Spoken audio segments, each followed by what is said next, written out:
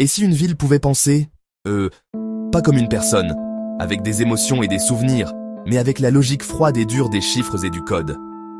Imaginez une métropole où les rues, les bâtiments, l'air même que nous respirons font tous partie d'un esprit unique et interconnecté. Ce n'est pas le fruit d'un lointain roman de science-fiction, c'est un avenir qui, tranquillement mais sûrement, commence à se dessiner autour de nous.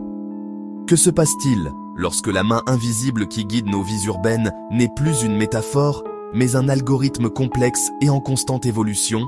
Et si la voix de la ville n'était pas la clameur de ses habitants, mais le bourdonnement silencieux de ses propres systèmes intelligents? C'est l'histoire de cette ville, un lieu d'une efficacité profonde et de questions tacites. Le concept est à la fois incroyablement simple et infiniment complexe.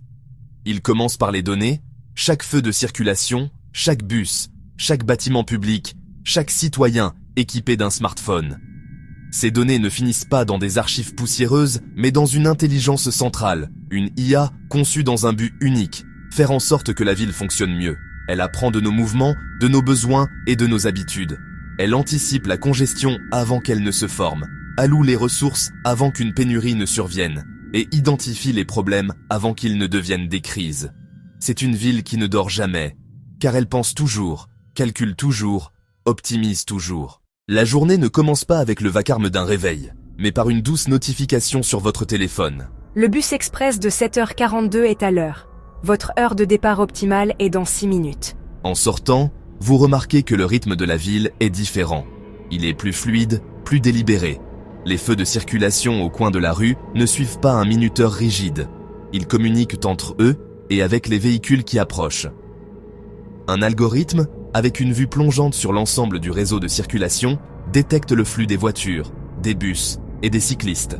Il effectue 1 millier de micro-ajustements chaque seconde, raccourcissant un feu rouge ici, prolongeant un feu vert là, tout cela pour maintenir les artères de la ville claires et fluides. C'est le système circulatoire de la ville, géré avec une précision inégalée. Le trajet matinal devient une expérience prévisible et presque sereine. Les bus, guidés par des données en temps réel, et les conditions routières, ne s'agglutinent plus par groupe de 3 pour ensuite disparaître pendant 20 minutes. Ils arrivent exactement quand l'application l'indique. Les camions évitent les zones scolaires et les rues résidentielles tard le soir. Ils analysent les données historiques de millions de trajets, d'un jour férié ou d'un événement sportif majeur. Il sait qu'une légère averse à 16h causera plus de retard qu'un fort orage à minuit.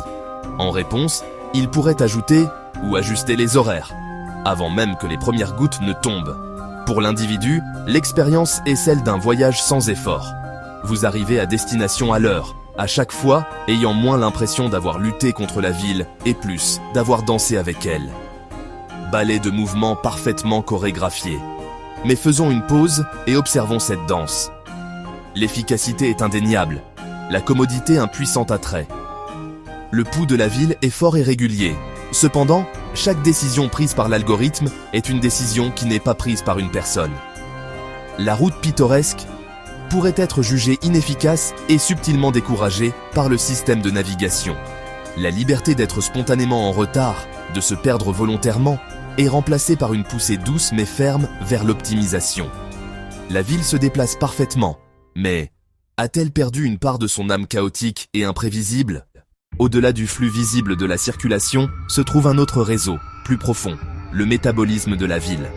C'est le réseau d'énergie et de ressources, d'électricité, d'eau et de chaleur qui maintient la vie urbaine. Dans une ville AI, ce réseau s'éveille et devient un système dynamique et réactif. Imaginez des immeubles, pas réglés par un simple thermostat mural, mais ajustés selon des centaines de points de données en temps réel. Les capteurs détectent la présence, le nombre de personnes, leur niveau d'activité, la quantité de lumière naturelle, la lumière qui passe par la fenêtre. Une salle de conférence vide se met automatiquement hors tension. Un espace occupé est maintenu confortable et lumineux. Cette gestion intelligente s'étend à l'ensemble de la ville. L'IA centrale a une image complète de la consommation d'énergie, même à chaque instant. Elle sait quand le soleil brille le plus et peut diriger l'énergie produite par des milliers de panneaux solaires vers l'endroit où elle est le plus nécessaire. Lorsqu'un nuage passe, elle bascule en douceur vers d'autres sources, en puisant dans de grandes batteries chargées pendant la nuit lorsque l'électricité était la moins chère. Cet équilibre constant réduit considérablement le gaspillage et les factures. La ville respire l'énergie du soleil et du vent. Les mêmes principes s'appliquent à l'eau. Capteurs d'humidité, irrigation ciblée, économisant de vastes quantités d'eau. Des tuyaux intelligents détectent le sifflement d'une petite fuite, alertant les équipes avant la rupture. Les infrastructures participent à leur propre préservation, en chuchotant leurs besoins à l'intelligence centrale. Ce niveau d'efficacité crée une ville plus résiliente. Pendant une canicule, gérer le réseau pour éviter les pannes, pré-refroidir les bâtiments publics, suggérer de réduire la consommation en échange d'un petit crédit. Dans le domaine de la santé publique et de la sécurité, le rôle de l'IA passe d'organisateur à gardien. Dans les hôpitaux, les algorithmes deviennent de puissants alliés, assistants infatigables, analysent imagerie avec rapidité et précision. Ils détectent les signes avant-coureurs, forte probabilité d'anomalies détectées, attention urgente recommandée. En analysant des données anonymisées, l'IA repère les signes naissants d'une épidémie, jours, semaines à l'avance. Lors d'un appel, l'IA trouve l'itinéraire le plus rapide, transmet les dossiers, alerte l'hôpital approprié. Sécurité publique, caméra haute résolution, algorithmes reconnaissent des anomalies, pas pour identifier des individus, mais détecter des schémas, déclencher une alerte. Le système ne procède pas à des arrestations, il attire l'attention. L'objectif est d'augmenter le jugement humain. Cependant, cette surveillance numérique se situe à la limite. Ces systèmes collectent une quantité immense de données sur nos vies. La présence de caméras omniprésentes peut créer un effet dissuasif, le sentiment d'être constamment surveillé. Un algorithme erroné pourrait signaler un comportement innocent comme suspect, entraînant des interactions indésirables. Les questions de confidentialité des données et le potentiel d'erreur pèsent lourd. À qui appartiennent ces données? Qui s'assure que les algorithmes sont exempts de préjugés? En classe, l'IA personnalise, fournit exercices, jeux, tutoriels.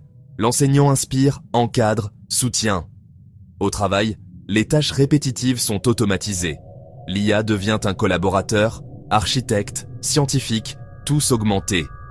Même le lieu de résidence, l'IA recoupe emploi, besoins, budget, école, transport, commodité, suggère des arbitrages, temps, argent. Mais si tout est personnalisé, perdons l'apprentissage partagé? L'algorithme peut-il renforcer la stratification sociale? Le système apprend nos biais et peut les appliquer avec froide logique. Malgré ses promesses, la ville gouvernée par l'IA est une construction fragile. Sa force, son interconnexion totale, est aussi sa plus grande vulnérabilité. Que se passe-t-il lorsque l'algorithme fait une erreur? Imaginez, chaque feu du centre passe au vert en même temps. Le résultat? Chaos et danger d'une ampleur sans précédent. Le système prévenant les accidents devient cause de catastrophes, cyberattaques, panne matérielle critique, bug imprévu. Et la ville bascule dans l'obscurité. Feu éteint, transport stoppé, IA diagnostic indisponible, dossiers inaccessibles, chaîne d'approvisionnement gelée. Habitants impuissants dans une ville subitement stupide, sans commande manuelle robuste, l'efficacité devient un point de défaillance unique. L'IA apprend des données. Si elle reflète des inégalités, elle peut les amplifier. Prédiction de criminalité, ciblant à tort des quartiers minoritaires, discriminant par code postal. Une ville gérée par l'IA a besoin de la confiance de ses citoyens. Et la confiance se gagne. Première étape, transparence radicale. Le public doit savoir comment sont prises les décisions qui l'affectent. La logique doit être explicable en termes clairs et simples. Pourquoi ma demande a-t-elle été refusée? Réponse cohérente, pas « c'est l'algorithme ». Supervision humaine, robuste et indépendante. Auditer, tester les biais, enquêter sur les plaintes. Une cour suprême de l'IA urbaine. Protection de la vie privée.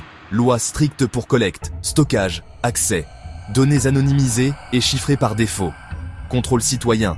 Savoir ce qui est collecté et le faire supprimer. Surveillance et police. Mandat comme dans le monde physique. Relations en dialogue, pas monologue. Voix entendues et intégrées. Apprendre des données et des vécus. Nous devons affronter des questions éthiques profondes. La technologie est un outil. Son application est morale. Qui bénéficie? Qui est lésé? L'efficacité pour la majorité vaut-elle le coût pour une minorité? Ce sont des questions de justice, d'équité, de société. Exemple, allocation des ressources.